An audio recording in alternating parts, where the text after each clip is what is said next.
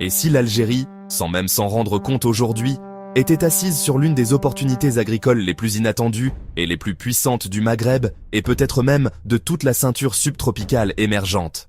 Et si le café, cette boisson que des millions d'Algériens consomment chaque matin, chaque soir, dans les cafés, les bureaux, les maisons, les discussions de rue, devenait dans les 10 ou 20 prochaines années un levier stratégique absolu, un outil de souveraineté économique, un vecteur d'innovation agricole et même un symbole de renaissance rurale pour tout le pays? À première vue, l'idée fait sourire, presque rire. Le café, c'est l'Éthiopie avec ses hauts plateaux mystiques, c'est la Colombie et ses fincas perdus dans la brume, c'est le Brésil et ses immenses fazendas, c'est le Vietnam qui inonde le marché mondial. Certainement pas l'Algérie, avec ses étés brûlants, son stress hydrique chronique, ses hivers parfois rudes, en altitude, et son image de pays céréalier ou pétrolier. Et pourtant, plus on gratte cette certitude populaire, plus on se rend compte qu'elle repose sur une vision figée, datée, presque coloniale, de ce que peut ou ne peut pas faire un territoire. Le café n'est plus prisonnier d'une carte postale géographique des années 70. Le café, aujourd'hui, voyage. Les variétés se déplacent, les techniques évoluent à une vitesse folle, les microclimats oubliés se réveillent, et surtout, les pays qui hier importaient, tout commencent à comprendre que la vraie richesse n'est pas dans le volume brut, mais dans la maîtrise intelligente d'une filière complète. Et pourtant, l'Algérie ne produit quasiment rien. 0 hectare officiel dédié au caféier. Cette dépendance totale est non seulement une fuite massive de devises, mais surtout une vulnérabilité géopolitique dans un monde où les chaînes d'approvisionnement peuvent se briser du jour au lendemain.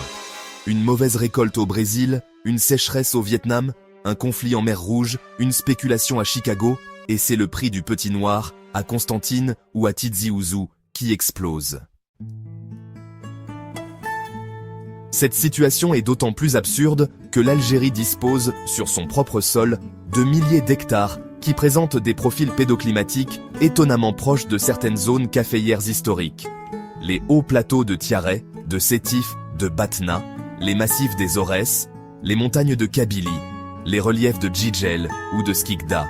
Certaines vallées du Tel en altitude offrent des amplitudes thermiques idéales, des sols volcaniques ou schisteux riches en minéraux, une pluviométrie parfois suffisante ou complémentable, et surtout une exposition qui peut être facilement modulée par l'agroforesterie.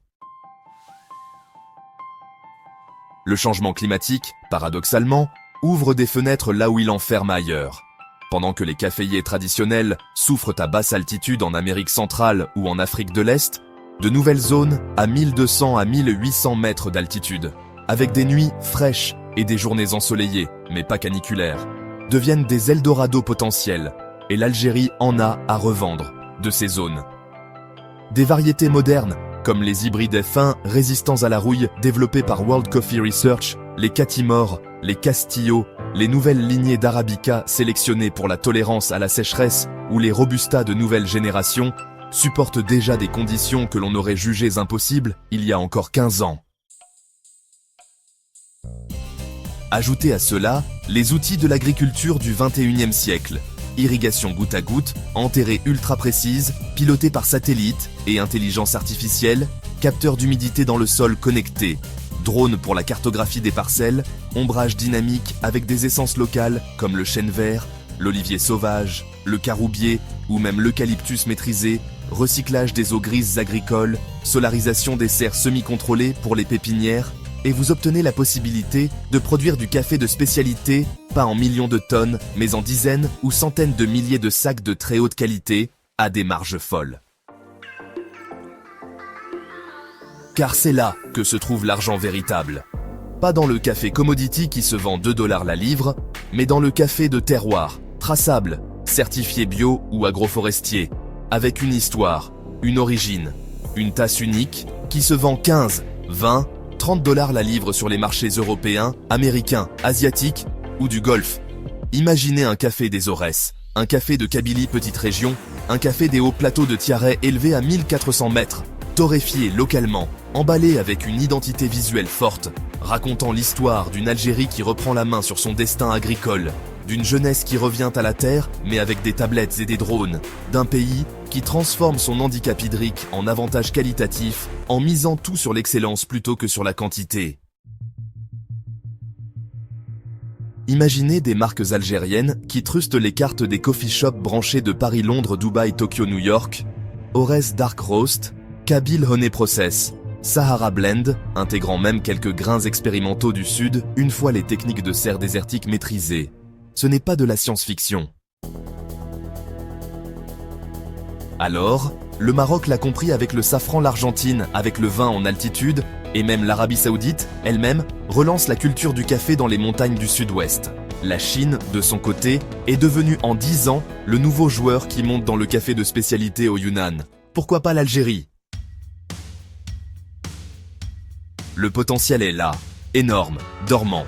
Il suffirait de lancer, dès demain, 10, 20, voire 50 projets pilotes. Une parcelle de 5 hectares en Kabylie avec l'université de Tizi Ouzou, une ferme expérimentale dans les Aurès avec des startups d'Alger, une coopération avec Nestlé ou des torréfacteurs indépendants, français ou italiens, prêts à investir pour sécuriser leurs approvisionnements futurs, des partenariats avec le CIRAD, avec les Éthiopiens, avec les Colombiens qui maîtrisent l'agroforesterie café-cacao.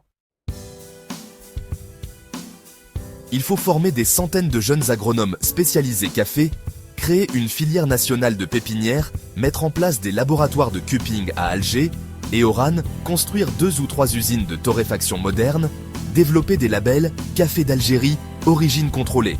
En 5 ans, on peut avoir les premières récoltes commerciales. En 10 ans, l'Algérie peut exporter pour plusieurs centaines de millions d'euros de café haut de gamme, tout en réduisant massivement ses importations de café bas de gamme.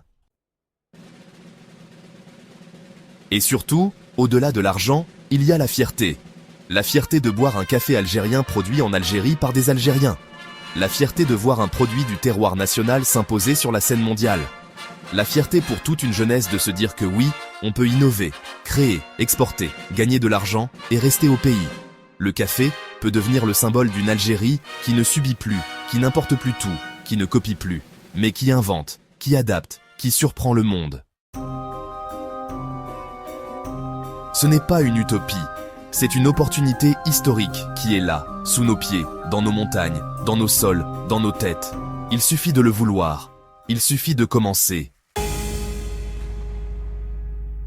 Et dans 20 ans, quand quelqu'un dira café, on pensera peut-être aussi un peu à l'Algérie.